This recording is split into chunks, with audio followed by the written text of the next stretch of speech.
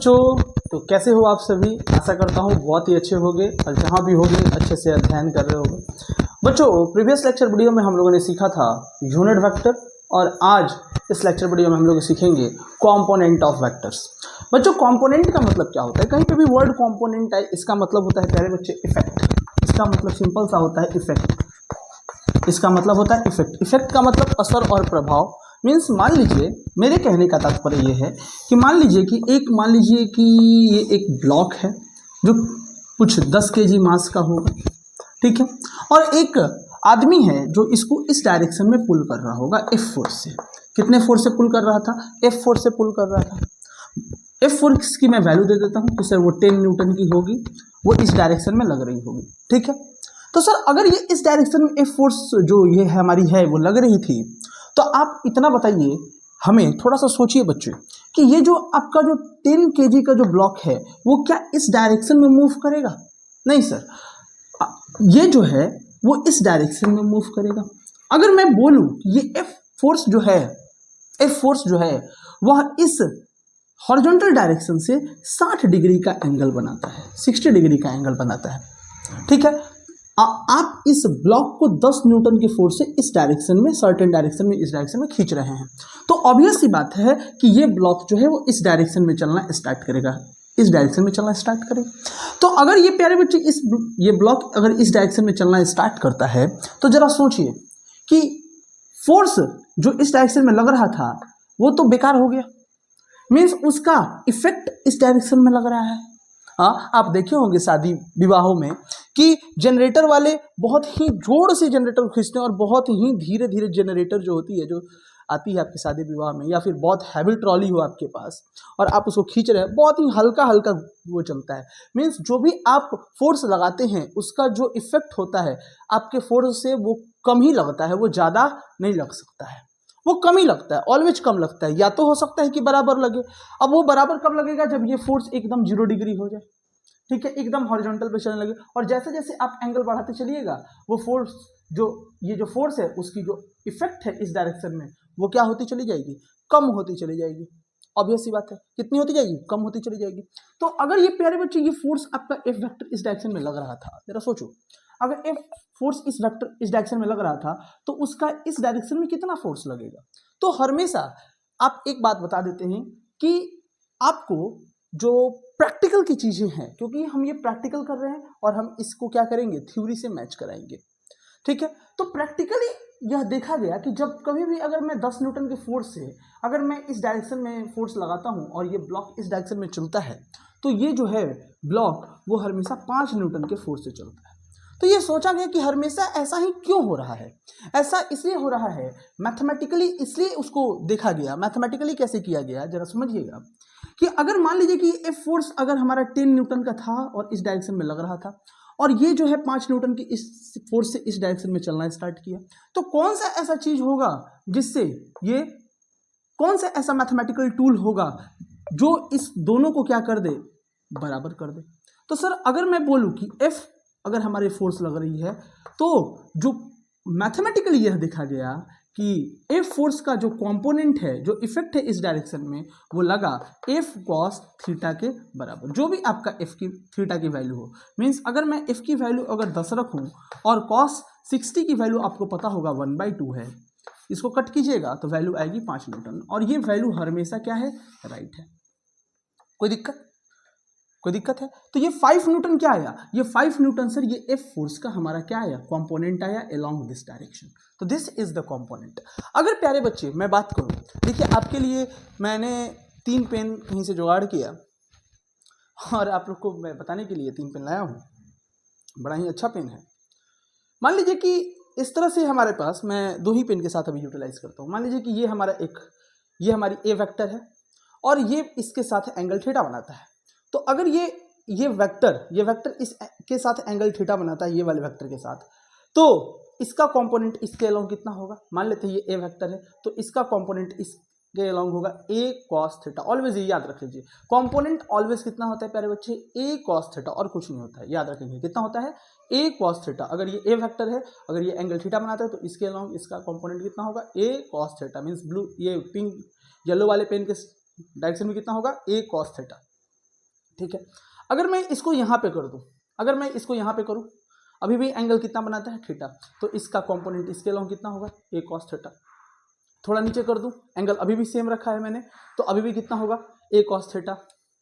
अब मैं यहाँ पे कर दूँ, एंगल अभी भी थीटा बना रहा है, तो इसका कॉम्पोनेंट इसके अलोंग ए कॉस थीटा। मीन्स मैं इनफाइनाइट डायरेक्शन में घुमा दूँ, पूरा का पूरा 360 घुमा दूँ तो डायरेक्शन इनफाइनाइट हो जाएगा। लेकिन मैं क्या कर रहा हूँ कि थीटा को चेंज नहीं कर रहा, तो मैं थीटा को अगर चेंज नहीं करूँगा प्यारे बच्चे, ये थीटा एंगल जो है बार बार ये थीटा एंगल सेम रहा, तो हमेशा इस वेक्टर का कंपोनेंट इसके अलोंग कितना होगा सर ए कॉस थीटा होगा। कितना होगा सर ए कॉस थीटा ही होगा, वो चेंज नहीं करेगा। ओके सर, कोई दिक्कत नहीं है, यहाँ तक बात समझ में आती है।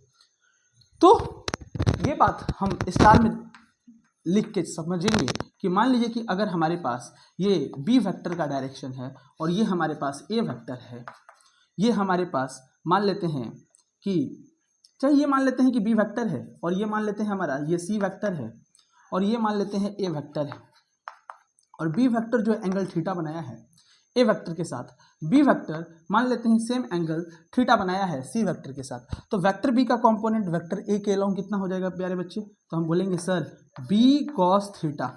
वेक्टर बी का कंपोनेंट सर सी के अलोंग कितना हो जाएगा sir B cos theta, B cos theta. लेकिन सर किस डायरेक्शन में, सर सी वेक्टर के डायरेक्शन में, तो सी वेक्टर का यूनिट कैप क्या होगा सर सी कैप होगा। अगर हम बोले कि सर ये बी कॉस थीटा का एक वेक्टर के अलोंग यूनिट वेक्टर, तो लिखेंगे ए कैप, तो ये पूरी की पूरी हमारी क्या हो गई वेक्टर हो गई। ध्यान रखेंगे। नेक्स्ट बात बच्चे कि जो हमारा मैग्नीट्यूड ऑफ ए वेक्टर होगा वो ऑलवेज बड़ा होगा या फिर बराबर हो सकता है magnitude of A vector cos theta. Sir प्यारे बच्चे ये भी तो वेक्टर ही है, ये भी तो वेक्टर ही है, और इसका मैग्नीट्यूड हमेशा क्या होगा ए वेक्टर से लेस देन होगा। और आपको पता है कि जो कंपोनेंट होगा कॉस थीटा की जो वैल्यू होगी वो हमेशा कहाँ से कहाँ तक लाई करेगा सर -1 से लेकर 1 तक, -1 से लेकर 1 तक। मीन्स हमारी जो कॉस थीटा मीन्स ये जो आपकी कंपोनेंट की जो वैल्यू होगी वो कहाँ से कहाँ तक लाई करेगी -1 से लेकर 1 तक। इससे ना तो बड़ा होगा ना इससे छोटा होगा, मीन्स इसी रेंज के बीच में आपका जो कंपोनेंट है वो लाई करेगा। चलिए बच्चे अब हम लोग बातें करेंगे रेक्टेंगुलर कंपोनेंट के बारे में।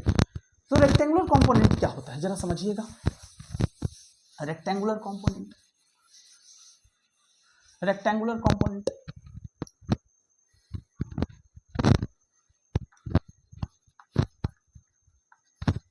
Rectangular component of vector. Rectangular component of vector क्या है, मान लीजिए कि हमारे पास दो वेक्टर है, इस तरह से हमारे पास मान लीजिए कि मैंने इस तरह से 3 वेक्टर को लिया, एक वेक्टर, 2 वेक्टर, 3 वेक्टर, ये हमारे पास मान लीजिए ये इस तरह से, ये मान लीजिए एक ए वेक्टर हो गया, ये हमारे पास सी वेक्टर हो गया, ये हमारे पास मान लेते हैं बी, ये हमारे पास मान लेते हैं ए वेक्टर है, ये हमारे पास बी वेक्टर है, ये हमारे पास सी वेक्टर है। मैंने इसको कुछ इस तरह से रखा, कुछ इस तरह से मैंने प्लेस किया, थोड़ा देखिएगा इस तरह से मैंने प्लेस किया। तो वेक्टर ए अगर हमारे पास ये है, अगर ये एंगल इससे अल्फा बनाता है तो इसका कंपोनेंट इसके अलोंग आप क्या बोलिएगा ए कॉस अल्फा। अगर ये एंगल बीटा बनाता है तो इसका कंपोनेंट इसके अलोंग क्या हो जाएगा ए कॉस बीटा।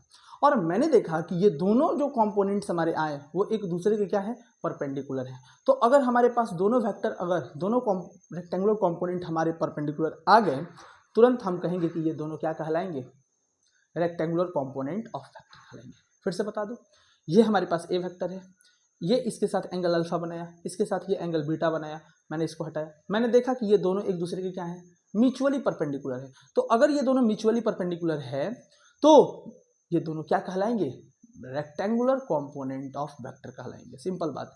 अब ये रेक्टेंगुलर कंपोनेंट ऑफ वेक्टर हैं प्यारे बच्चे, तो ये दोनों मिलकर इस वेक्टर को रिप्लेस करेगा और ये अकेला वेक्टर इन दोनों को क्या करेगा रिप्लेस करेगा। तो आप जरा देखिए इस बातों को मैं समझाऊं, थोड़ा देखिएगा। अगर मान लीजिए कि हमारे पास ये एक वेक्टर है, ये एक अनदर वेक्टर है, ये मेरी अनदर वेक्टर है, ये एंगल इससे अल्फा बनाती है, ये एंगल इससे बीटा बनाती है, और ये हमारी ए वेक्टर है।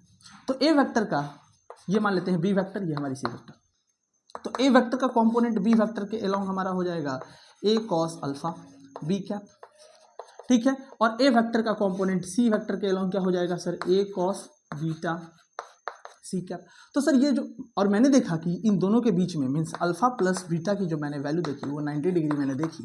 तो मैं ये कहूँगा प्यारे बच्चे कि means A cos alpha A cos alpha B cap plus A cos beta C cap, ये जो होगा वो किसके बराबर होगा, वेक्टर ए के बराबर होगा। मीन्स वेक्टर ए इन दोनों को क्या करेगा प्यारे बच्चे, रिप्लेस करेगा, और ये दोनों इस वेक्टर को क्या करेंगे, रिप्लेस कर सकते हैं। बातें सिंपल सी है, ठीक है। अब हम लोग बातें करेंगे resolution of vector, last topic इस चैप्टर का, resolution of vector. Resolution of vector बच्चे फिर से मैं मिटा के लिख देता हूं। आइए, टॉपिक का नाम होगा रेजोल्यूशन ऑफ वेक्टर। बच्चे आप एक एक पॉइंट्स को लिखते चलिएगा, बहुत ही अच्छे से समझ में आएगा। रेजोल्यूशन ऑफ वेक्टर बच्चे, मैं कहता हूं कि अगर किसी भी वेक्टर को अगर आप कंपोनेंट के फॉर्म में तोड़ देते हैं, स्प्लिट कर देते हैं, तो मैं कहूंगा कि आपने वेक्टर को क्या कर दिया, रिजॉल्व कर दिया, तोड़ दिया। मीन्स अगर मैं मानूं कि अगर हमारे पास वेक्टर है, ये मान लीजिए दो वेक्टर है, ये हमारे पास मान लीजिए सी वेक्टर का डायरेक्शन है, ये मान लेते हैं बी वेक्टर का डायरेक्शन है, this is our A vector, ये हमारे पास ए वेक्टर है। अगर ए वेक्टर इस बी वेक्टर के साथ एंगल थीटा बनाता है प्यारे बच्चे, तो इसका कंपोनेंट आप इसके अलोंग कितना बताइएगा, बताइए। तो आप बताएंगे सर ए कॉस थीटा कितना, बी कैप। ए वेक्टर का सी वेक्टर के अलोंग कितना कंपोनेंट बताइएगा। शुरू किए, पहले तो एंगल जानना पड़ेगा, ये कितना है सर 90 है, तो ये वाली एंगल कितनी हो जाएगी प्यारे बच्चे, 90 माइनस का थीटा। तो वेक्टर ए का कंपोनेंट सी के अलोंग कितना हो जाएगा प्यारे बच्चे, ए कॉस 90 माइनस थीटा, और यूनिट वेक्टर लिखना पड़ेगा सी वेक्टर। तो आपने जैसे ही वेक्टर के कंपोनेंट्स निकाले, आपने वेक्टर को रिजॉल्व कर दिया। तो जैसे ही आपने रिजॉल्व किया और आपने देखा कि ये दोनों क्या है, एक दूसरे से म्यूचुअली परपेंडिकुलर है। मीन्स मेरे कहने का मतलब रेक्टेंगुलर कंपोनेंट है, ये वाली भी वेक्टर आपकी रेक्टेंगुलर कंपोनेंट है दोनों, क्योंकि एक दूसरे के क्या है, म्यूचुअली परपेंडिकुलर। तो ये दोनों मिलके इस वेक्टर को क्या करेगा, रिप्लेस करेगा। तो means A cos theta B cap, A cos theta B cap plus A cos 90 minus का थीटा सी कैप बराबर कितना आ जाएगा, ए वेक्टर। अब बताइए ए कॉस 90 माइनस थीटा क्या होता है सर, साइन थीटा। तो हम लिख देंगे A cos theta B cap plus A sine theta C cap बराबर क्या आ जाएगा प्यारे बच्चे, ए वेक्टर। बच्चे कैसी लगी वीडियो, आशा करता हूँ बहुत ही अच्छी लगी होगी, और कोई भी मिस्टेक होती है तो उसके लिए माफ़ कीजिएगा। लेकिन अगर आपको सुझाव देना हो तो कमेंट में बातें बिल्कुल लिखें, जिससे मेक श्योर मैं आपके लिए अच्छी से अच्छी और वीडियो बना के लेके आऊँ। बच्चे आज के लिए इतना ही, तब तक के लिए धन्यवाद।